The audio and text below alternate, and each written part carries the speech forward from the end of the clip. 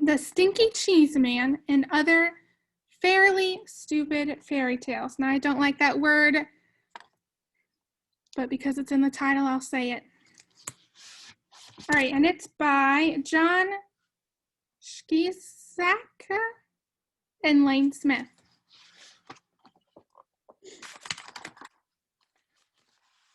All right. I have found a kernel of wheat, said the little red hen. Now, who will help me plant this wheat? Where is that lazy dog? Where's that lazy cat? Where is that lazy mouse? Wait a minute. Hold everything. You can't tell your story right here. This is the end paper. The book hasn't even started yet. Who are you? Will you help me plant the wheat? I'm Jack, the narrator. And no, I can't help you plant the wheat. I'm very busy. I'm a very busy guy trying to put a book together. Now, why don't you just disappear for a few pages? I'll call you when I need you. But who will help me tell my story? Who will help me draw a picture of the wheat? Who will help me spell the wheat? Listen, hen, forget the wheat. Here comes the title page. So here's Jack, here's the hen. And the title page for the Stinky Cheese Man and Other Fairly Stupid Tales. I know. The page is upside down. I meant to do that. Whoever looks at that dedication stuff anyhow. If you really want to read it, you can always stand on your head. We're not going to stand on our head. I'll flip it around. This book is dedicated to our close personal friend. Your name here, JS and LS. All right, the introduction. A long time ago, people used to tell magical stories of wonder and enchantment. Those stories were called fairy tales. Those stories are not in this book. The stories in this book are almost fairy tales, but not quite. The stories in this book are fairly stupid tales. I mean, what else would you call a story like Goldilocks and the Three Elephants? This girl walking through the woods smells peanut porridge cooking. She decides to break into the elephant's house, eat the porridge, sit in the chairs, and sleep in the beds.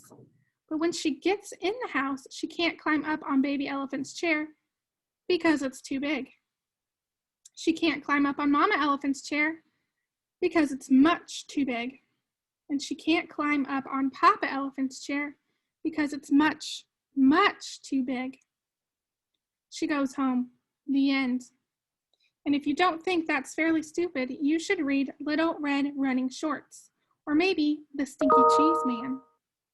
In fact, you should definitely go read the stories now, because the rest of this introduction just kind of goes on and doesn't really say anything. I stuck it on to the end here so it would fill up the page and now make it look like I really knew what I was talking about. So stop now. I mean it. Quit reading. Turn the page. If you read this last sentence, I won't tell you anything. Jack, Up the Hill, Fairy Tale Forest, 1992. All right, we're going to read about Chicken Little. And I think I need to stand this up.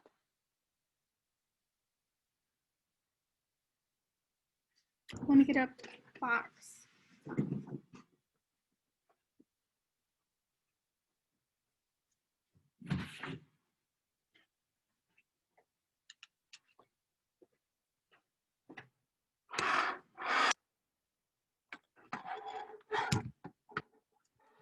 Okay. There we go. Now you can see the picture. All right. Once upon a time, Chicken Little was standing around when a piece of something fell on her head. She wasn't the brightest thing on two legs, so she started running around in circles, clucking, "The sky is falling! The sky is falling! We must tell the president." Chicken Little ran to her friend Ducky Lucky and clucked, Ducky Lucky, Ducky Lucky, the sky is falling. The sky is falling. We must tell the president. Let's go, quacked Ducky Lucky. Chicken Licken and Ducky Lucky ran to their friend Goosey Lucy and yelled, Goosey Lucy, Goosey Lucy, the sky is falling. The sky is falling. We must tell the president. Let's go, honked Goosey Lucy. Chicken Licken, Ducky Lucky, and Goosey Lucy ran to their friend Cocky Locky and yelled, Cocky Locky, the sky is falling. The sky is falling. We must tell the president. Let's go, crowed Cocky Locky. And notice what fell on Chicken Licken's head.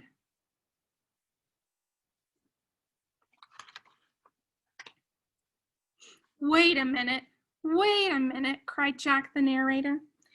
I forgot the table of contents. Hey, you're not in this story, said Chicken Licken. I know, said Jack the narrator, but I came to warn you. The table of contents is, the sky is falling, clucked Chicken Licken. We must tell the president.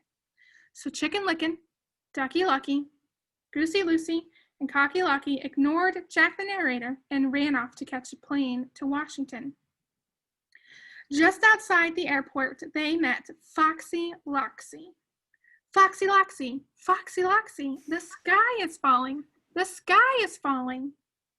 We must tell the president, yelled Chicken Licken, Ducky Lucky, Goosey Lucy, and Cocky Locky. Well, come with me, said Foxy Loxy. I know a shortcut to the airport. Foxy Loxy led Chicken Licken, Ducky Lucky, Goosey Lucy, and Cocky Locky to his cave. He didn't get to eat them, though, because Chicken Licken was almost right. The sky wasn't falling. The table of contents was, it fell and squashed everybody. The end. Chicken Licken, page 4. The Princess and the Bowling Ball, page 10. The Really Ugly Duckling, 16. The Other Frog Prince, 18. Little Red Running Shorts, 22. Jack's Bean Problem, 28. Cinderrumpelstiltskin, 30. Tortoise and the Hare, 48. The Stinky Cheese Man, 52. And The Boy Who Cried Cow Patty. All right, we have enough time to read this last one. All right, The Princess and the Bowling Ball. Once upon a time, there was a prince, and this prince's dad and mom, the king and queen, somehow got it into their royal heads that no princess would be good enough for their boy unless she could feel a pea through 100 mattresses. So it should come as no surprise that the prince had a very hard time finding a princess. Every time he met a nice girl, his mom and dad would pile 100 mattresses on top of a pea and then invite her to sleep over. When the princess came down for breakfast, the queen would ask, "How did you sleep, dear?" The princess would politely say, "Fine, thank you." And the king would show her the door. Now this went on for 3 years. And of course, nobody ever felt the pea under 100 mattresses. Then one day, the prince met the girl of his dreams. He decided he better do something about it. That night, before the princess went to bed, the prince slipped his bowling ball under the 100 mattresses. When the princess came down for breakfast the next morning, the queen asked, "How did you sleep, dear?" "This might sound odd," said the princess, "but I think you need another mattress. I felt like I was sleeping on a lump as big as a bowling ball." The king and queen were satisfied. The prince and princess were married, and everyone lived happily, though maybe not completely honestly, ever after. The end. All right, we'll read one more.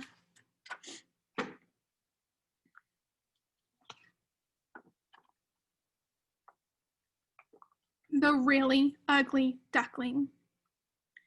Once upon a time, there was a mother duck and a father duck who had 7 baby ducklings.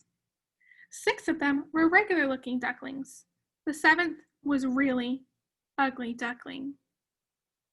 Everyone used to say, "What a nice-looking bunch of ducklings." All except that one. Boy, he's really ugly.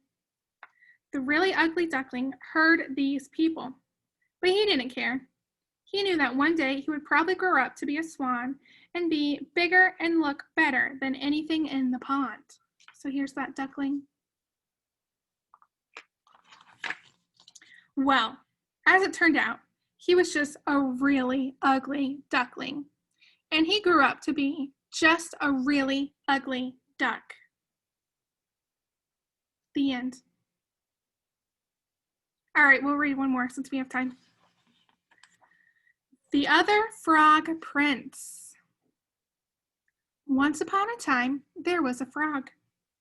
One day, when he was sitting on his lily pad, he saw a beautiful princess sitting by the pond. He hopped in the water, swam over to her, and poked his head out of the weeds. "Pardon me, oh beautiful princess," he said in his most sad and pathetic voice. "I wonder if you could help me." The princess was about to jump and run, but she felt sorry for the frog with the sad and pathetic voice. So she asked, "What can I do to help you, little frog?"